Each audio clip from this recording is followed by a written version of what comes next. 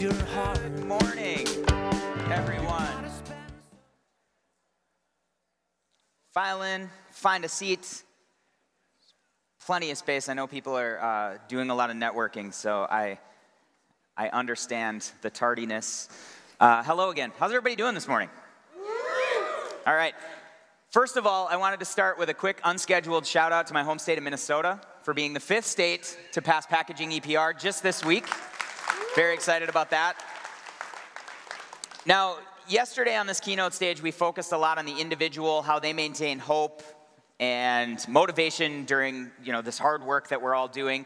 As promised, today's program is going to focus in a little bit more on the collective. How do we pool our knowledge, experience, our creativity to move faster, further together? Now, over the last decade, we've seen a steady increase from corporations, governments, nonprofits in the interest in the circular economy. The excitement about the shift to circularity is definitely real, but as with any new area of work, sustained progress can be difficult to maintain.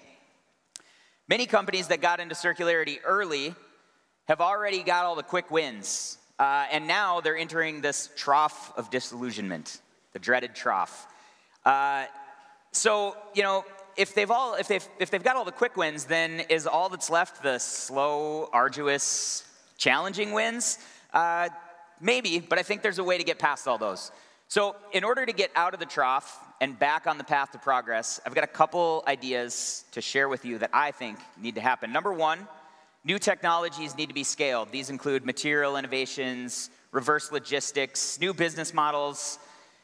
In order to successfully scale, these innovators are going to have to partner with large companies, and those large companies are going to have to be committed through the good times, the bad times, the hard times, the slow times, the fast times, all the times.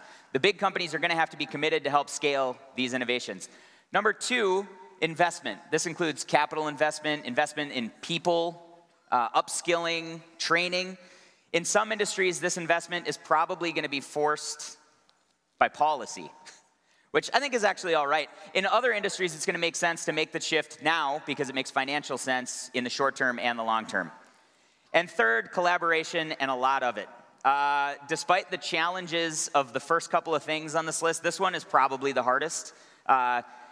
Companies of all sizes, whether they're peers or not, have a really bad track record of meaningful collaboration. So we need to change that. So, anyone who knows me is familiar with my favorite line, and that's that circularity can't be achieved by one company alone. This point on collaboration, I think, is really crucial. It really starts with a single company identifying their goals and their targets, and then working with their supply partners, their logistics partners, their distribution channels to actually build the platform for success.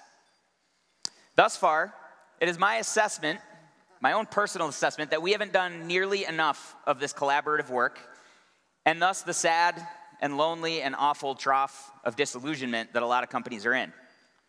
But today, you're going to hear from emerging leaders working to build community and a circular economy, a founder whose company is scaling largely based on partnerships, our 5 Accelerate finalists that might be partners of your company someday, a CEO whose organization is offering a place for open discussion between people who often disagree, 2 corporate leaders working to scale circular economy initiatives at their companies, and finally, a climate activist that'll teach us how to use hope to change the hearts and minds of the people that we work with.